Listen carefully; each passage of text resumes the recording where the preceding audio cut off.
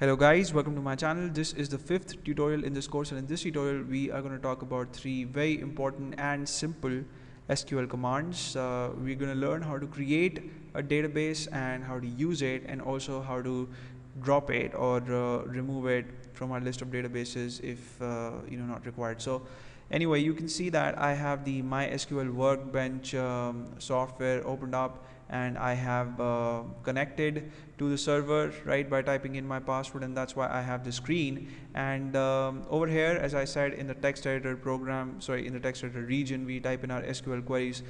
So the first command that we're going to learn to type is the create database command, right? And to do that, you have to type in create, that's the word create, CREATE, and then give a space, and then type in the keyword database, or the word database. And the reason why I call these words as keywords is because these words have got special meaning to SQL, right? So create has some significance for SQL, and you cannot use it as a name for your table, right? So you type in create database, and then you give a space, and then you type in name for your database, and that could be anything, right? So I'm going to call my database sample, and at the end of this command I'm going to put a semicolon, right? So that's to terminate the statement, and then I'll press the key combination control plus enter. So when I do that, I see that in the output section I get the message create database sample, this command has been executed successfully, and that's because I see this green checkbox, right?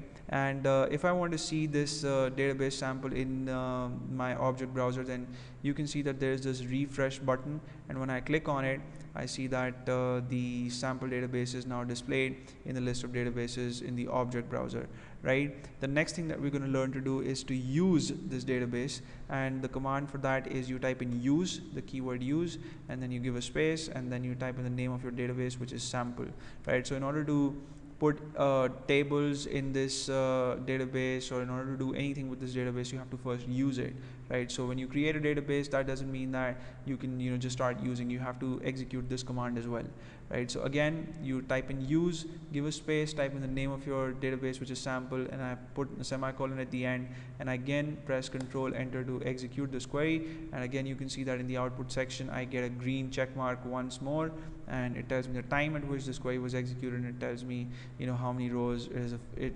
affected. So it didn't really affect any rows, but now we are in a position to use the sample database. So the next thing that we're going to learn to do is drop this database. If you're not interested in having sample around anymore, then you can drop it. And to do that, you have to type in the keyword drop, and then you have to type in the keyword database, and then you have to type in the name of the database that you wish to drop, and which in this case is sample, right?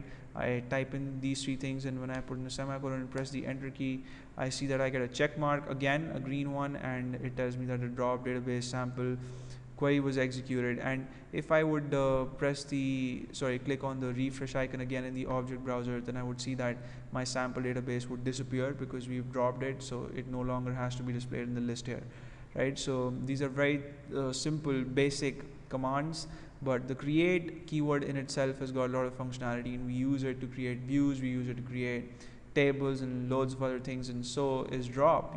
Drop is also pretty powerful. So anyway, I want you to notice one thing, that the keywords that you type in, the ones that have special meaning associated, the ones to which SQL associates special meaning, those keywords are displayed in blue color, and the identifiers that you type in, like for instance sample here, the name of my database does not have any special meaning to SQL, so that's why it was displayed in black, right? And also, just to make sure that the commands are readable, I'm going to try to type in all the SQL keywords in capital letters, and this is recommended. People suggest that you should do this.